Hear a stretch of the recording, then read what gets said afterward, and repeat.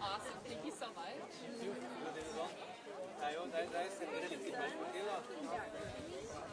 Thank you. Thank you. I'm not a genius. Help me with that.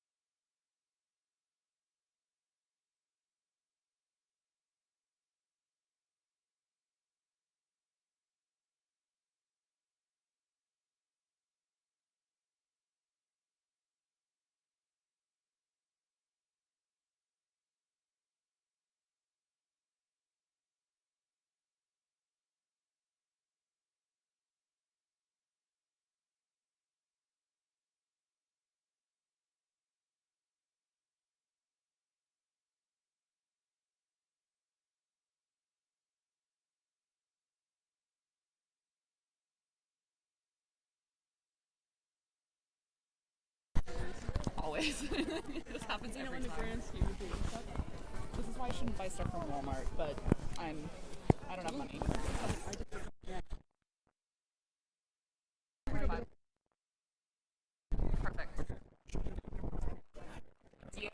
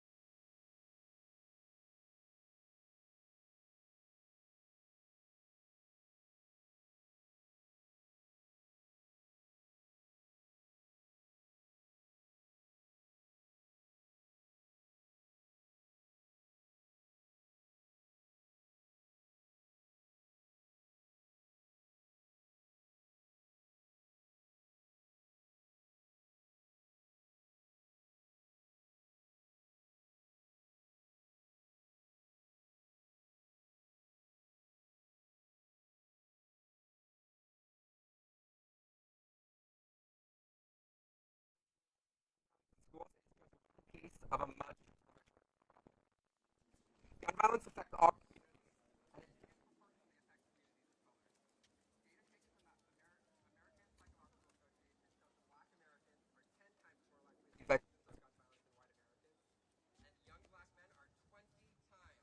more likely to be victims of gun violence than their white counterparts. Data from the CDC also shows that 84% of gun deaths here in the state of Utah are suicide. This is an epidemic. We must take action to address the crisis. First and foremost, we need to implement common sense gun safety measures, such as universal background checks, a three-ring clause, and a ban on assault weapons. We also need to invest in mental health resources and provide training for gun owners to store their weapons safely. But we can't stop there. We need to address the root cause of gun violence, including poverty, racism, lack of access to resources, and education and healthcare. We need to work together to build a stronger, more resilient community where everyone has the opportunity to live and thrive without the devastating toll that firearms bring to people all around the nation. As students, youth, and community members, we have a unique role to play in this fight. We are the future of this country, and we have the power to make change happen. We can organize, we can vote, we can hold our elected officials accountable, and we can march. We can demand that they take action to address this crisis and make our schools and communities safer for everyone.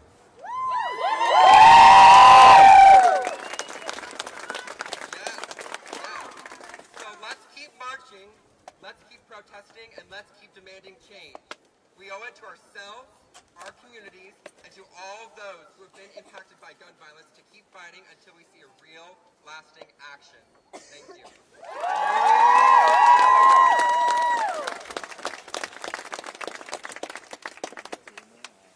Can we hear it one more time for Jaden? Awesome, thank you so much. We're going to move on next with Carolyn. Let's hear it for Carolyn.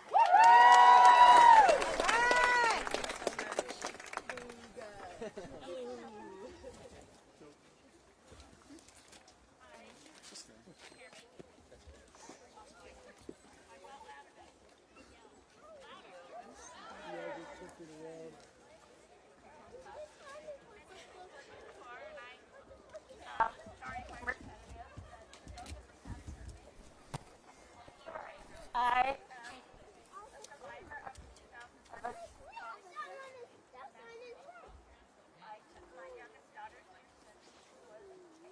beautiful, curly-haired, big blue-eyed, funny, silly, sweet, and kind.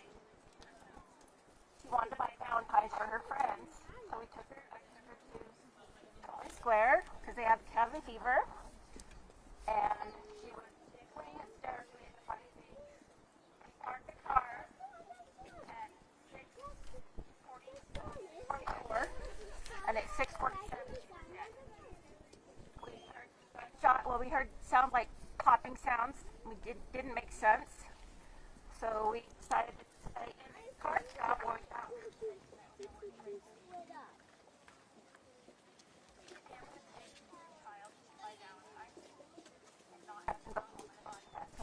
She can ever go home. She left in a body bag. We should be able to keep our kids at school and not worry about them leaving in body bags.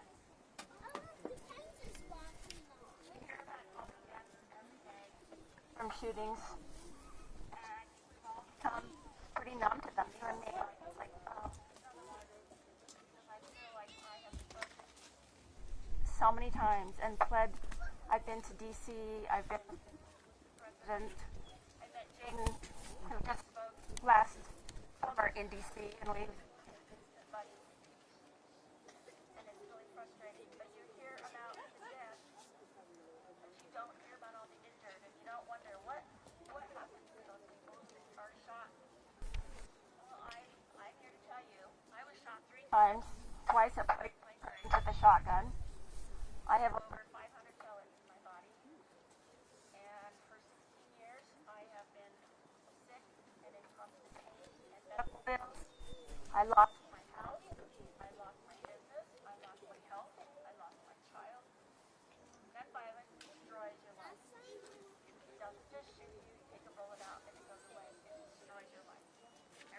everybody around my life and my child's life was destroyed.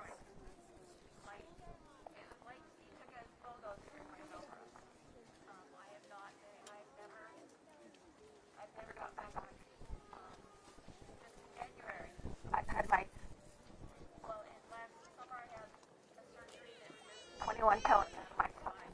I still have over 500 in my body. In January, they just put a pain pump in my belly, a catheter that drips morphine directly to my spine. I have a constant drip of morphine every day, just to keep me, help me get up in the morning. That's what happens to the survivors. They're in constant pain, they're in wheelchairs, they are in medical debt. You don't hear about these things on the news. And the thing is, you think when you turn off the news, that doesn't affect me. I'm safe.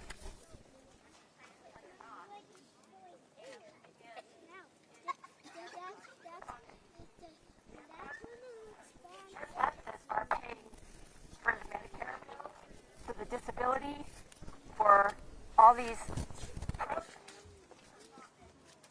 helpful, except they're helpful, but they're not helpful enough, and they don't enough people. But your taxes are to pay my disability. But I want to be working. I want to be living my life. I want to be riding my bike. I want to be hiking.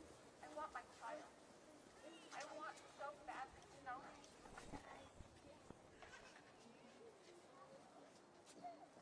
Beautiful and so funny, and I don't know who she would become. I'll never know the grandchildren I could have had. Never got to go to the prom, never got to drive, never got to date. And that's not fair. It's not fair to any one of us to have to worry about going to school or going to church or going to buy Valentine's and not coming home. And it's not just kids. My kids lost their mom and dad. And you think about doing your life, your mom, your grandma, your nephews, all these people you love. You can't imagine them being away in such a violent manner. So I appreciate you all being here on this cold day. This is the last thing we should have to do. Just to beg for safety and security going to school. Just basic things we have every day. I just think of what's driving up here. You hear it all the time. U.S. is a U.S. problem. Switzerland has as many guns as the U.S. They have zero gun deaths. They have not zero gun deaths. They have zero school shootings. They have zero gun violence because their government has a system that takes care of their citizens. And they respect the guns, and they have responsible gun ownership. It's shameful how our legislators and representatives are so coward, and they hide behind their guns and the gun tropes and the misinformation that they're constantly spewing to us on the news. They get money from the gun lobby, thousands and millions. Mitt Romney has had the most, over $1 million from the NRA. That's shameful. And they care more about the money they're receiving than the children's lives in their own communities. What was I going to say?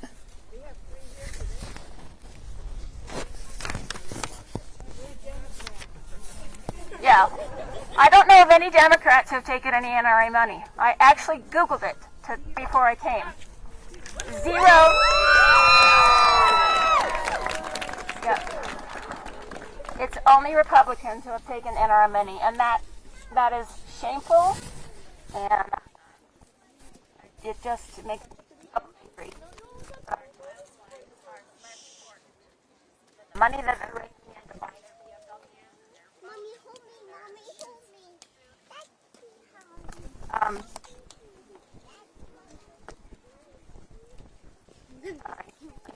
My brain kind of I think it's cowardly that they hide here. There's so many of them, but for one, a good guy with a gun is a bad guy. That is so false. I could have had a gun in every pocket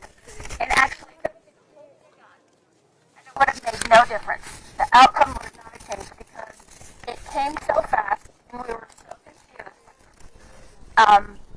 And suddenly the guy was standing behind me, and I didn't know he was there till I felt his presence, and I turned, and I looked him in the eyes, and he shot me. He shot the back of my arm off. He threw me to my face on the concrete, and he put the gun to my low back and shot a hole in my low back. There was no way I could have reacted or turned around had I had a gun in my hand. And if you had her on a how do you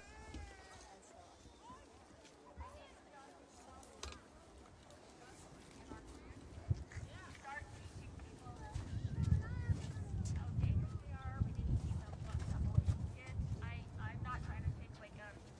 I know that there are instances where they're used, but they need to be educated and lock them up responsibly. And the go back.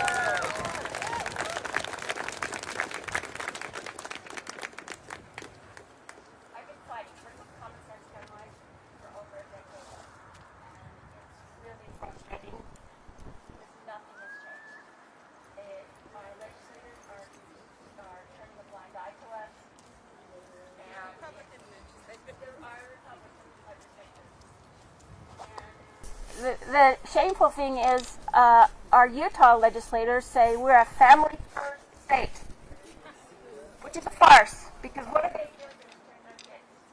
What are they doing to protect our communities? Nothing. We're now a permitless carry state? Like, what sense does that make? They're banning books, they're banning women's rights to their own bodies, but they are letting people carry guns with no permit. It's crazy. They just lost their minds. And it's just a blatant disregard for the constituents in their communities and an embarrassment.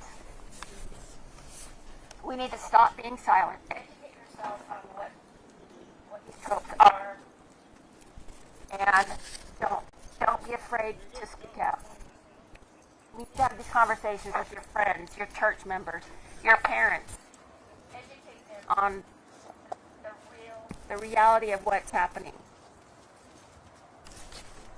Until we do this, until we stop being afraid to talk about it, until we stop being lazy about confronting our legislators, write letters, write emails,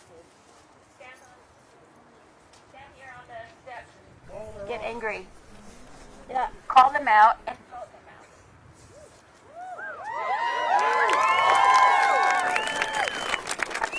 It really sucks getting shot. And none of you have to live the life and the pain that I go through. And thank you all for being here.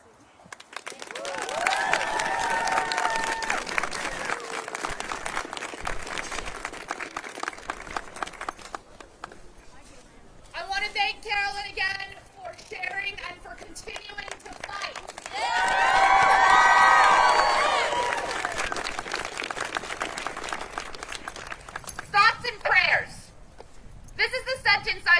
my June 11th speech with last summer. To prepare for today, I reread that speech and thought, I should just read this again. What's changed? Everything I said is still relevant. The politicians still take in millions from the NRA and tweet out thoughts and prayers when they could have done something to prevent it. They're trying to strip human rights away from trans people instead of protecting lives. I'm still standing here, begging for a single one of them to protect us. I should just read the same speech. I feel like a broken record. I keep getting asked what March for Our Lives has accomplished, if it's done anything, if it's even made a dent. All of these angry questions directed at me, a 22-year-old, a student. I've been trying to change this world for years, since I was 16 years old. Don't ask me or the fellow students of this organization what more we could be doing when those questions should be reserved for our supposed representatives. We are students. We should be focused on our midterms, on which party to attend this weekend, on what we want to do with the rest of our lives, not fighting for them, not fearing that they might end any moment, not standing up here once again pleading to a brick wall of a government to please let us live. Not jumping in terror when I get a news alert on my phone, scared yet numb to the thought of another mass shooting. I am 22 years old, and I feel so lucky to be alive, to have made it this far. Those 9-year-olds, those babies will never live to see double digits. Those 17-year-olds will never live to graduate high school. Those 21-year-olds will never live to see what lives they could have led. Because nothing is being done. Nothing. Because these politicians would rather cash a check and shoot rabbits than protect us.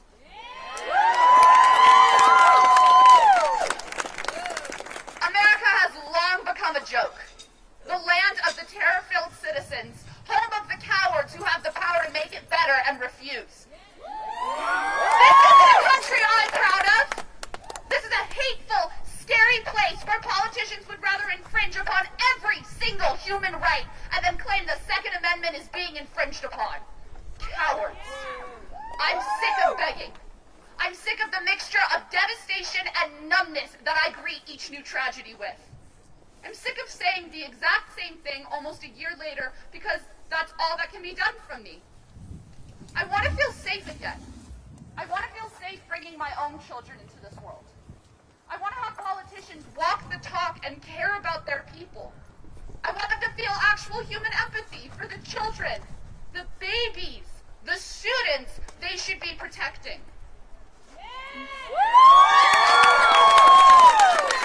No more thoughts and prayers, only action. Please, please listen to the people. Listen to what we are screaming at you. Please listen, or we'll vote in people who will. Thank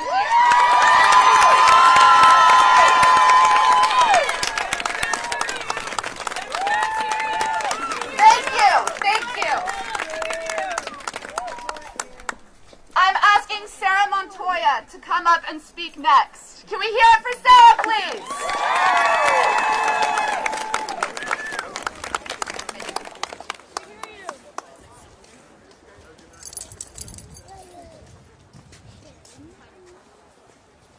Okay, can you hear me? All right. My name's Sarah Montoya. I'm a member of the Gun Violence Prevention Center of Utah. I'm the mother of 2 kids, a 9-year-old boy, the same age as those 3 children shot up in Nashville, and a little 6-year-old girl, the same age as all those babies shot to death in Sandy Hook.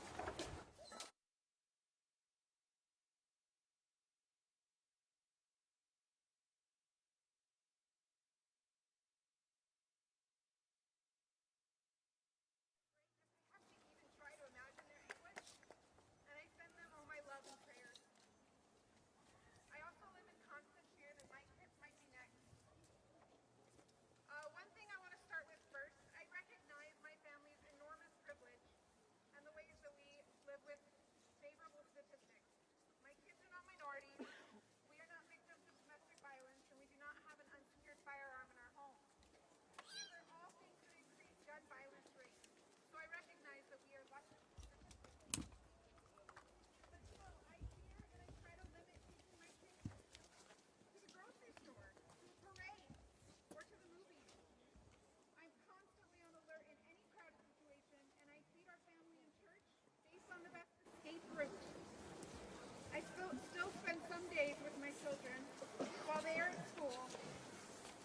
so overcome by terror that I forgot what could happen next, and I can barely function. Some days, the weight of all this fear is too much, and I truly don't know how I can bear watching my kids. But what they tell me, whether they know or not what the real purpose is, they tell me that the drills are intended to practice how to fight a monster off. They seem oblivious to how dangerous the world can really be. And I'm afraid that my heart will really break in earnest when they are old enough to know what they have to fear. When they have to feel the foreboding feeling I feel when they walk through the doors every morning at school. Knowing that shit could hit the fan if just one person is having a bad day and can access any handful of the 352 million guns that are floating around in this country. I cannot stand the thought of them living with the anxiety, the anger, and the helplessness that I feel right now. I know a lot of people think gun reform is a lost cause, but it cannot be. We cannot continue to have generation after generation raised in this dystopian world where society shrugs its shoulders when elementary schools become combat zones.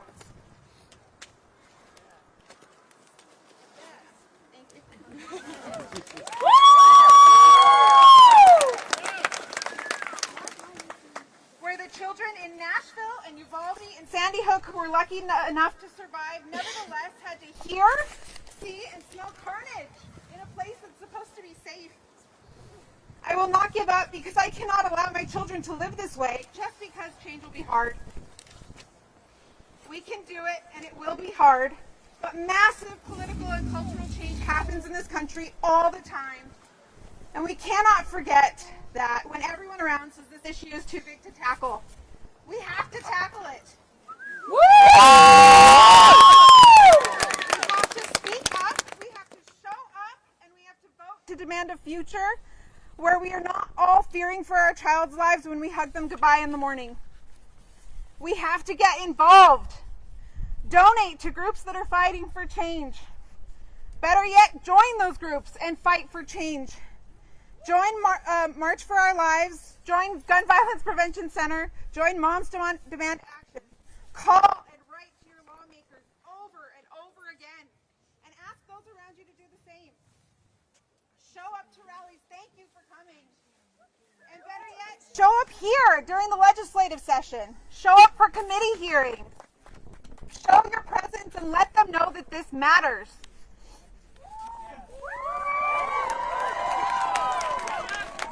We have to get involved, and we have to get others involved from both sides. This is important. We need to bring more of our conservative friends along this path with us. There is a lot of consensus out there, believe it or not. We need to show everyone that this is not a zero-sum problem. Start having honest, vulnerable conversations with friends and family, those who agree and those who are skeptical. Start by asking what they would support and ask them to speak up for whatever that is.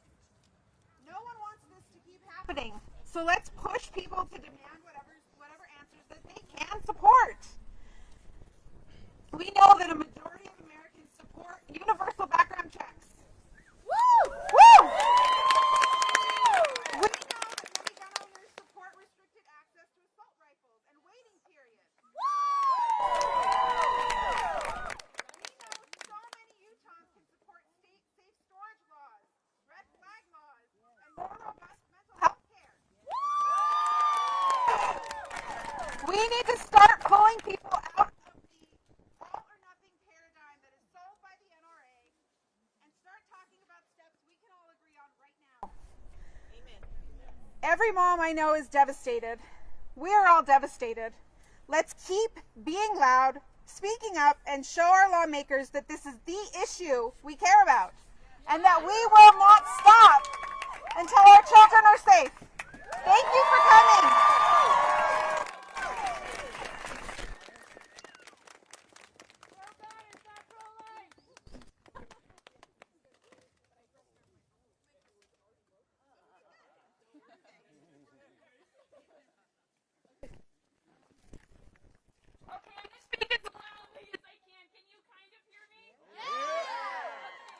My name is Samantha Purse Club, and I'm the head of March for Our Lives in Utah. And this is now the third rally or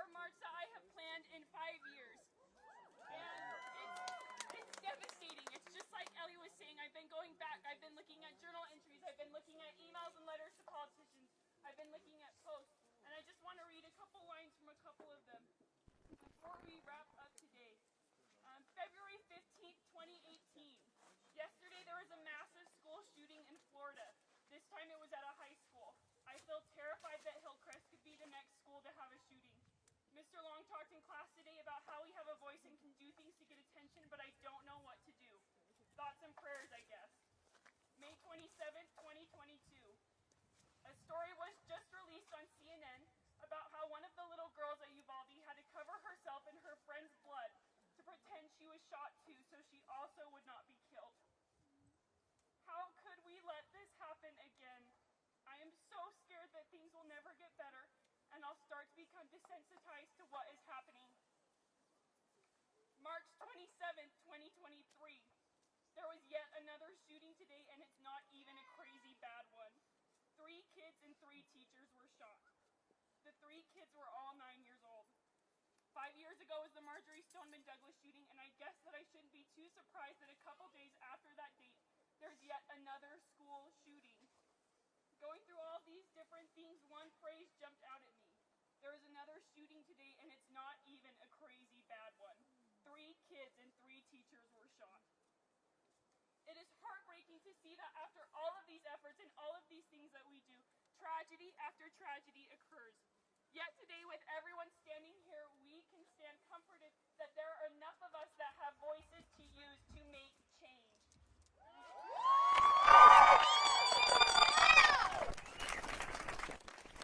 We are here tonight because each one of us believes that we can create a safer future for our children and our communities. We believe that it is time for our elected officials to take real action to end gun violence in our schools and in our communities. Our message is simple at March for Our Lives. Enough is enough. As we stand here tonight, we are joined by student activists, survivors of gun violence, and community leaders. We're also joined by a few legislators that bothered responding to our emails.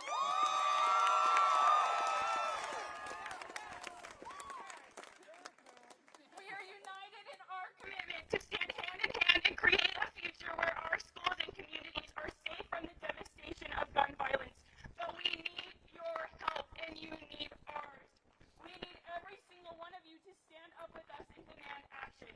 We need you to call your elected officials and demand that they take real steps to prevent gun violence. And we need your voices to be heard.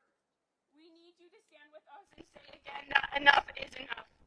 So tonight, as we come together in this cold weather, we honor the memories of those lost in Nashville, Uvalde, Parkland, and every other shooting. Let us commit ourselves to taking action. And let us never forget of the names of those lost in Nashville. Evelyn Dickhouse, 9 years old. Mike Hill, 61. William Kinney, 9 years old. Catherine Collins, 60. Cynthia Peak, 61. And Haley Scruggs, 9 years old. Let us honor their memories by taking action and demanding change. But first, a moment of silence for them and all others lost to senseless gun violence.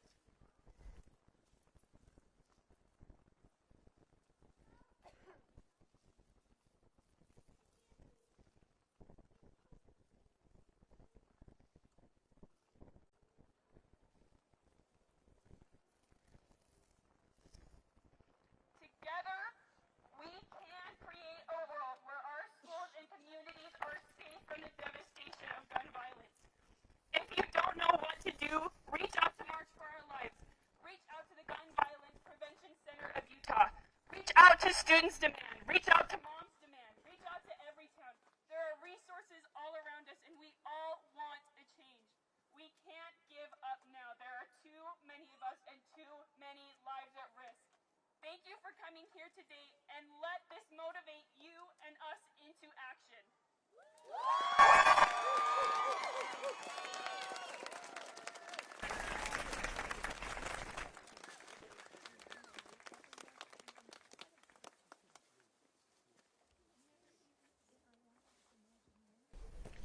Thank you again for coming today. That concludes our speakers for the day.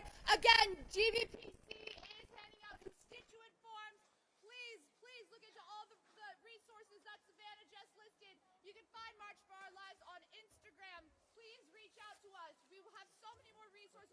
love to share. Thank you. Thank you.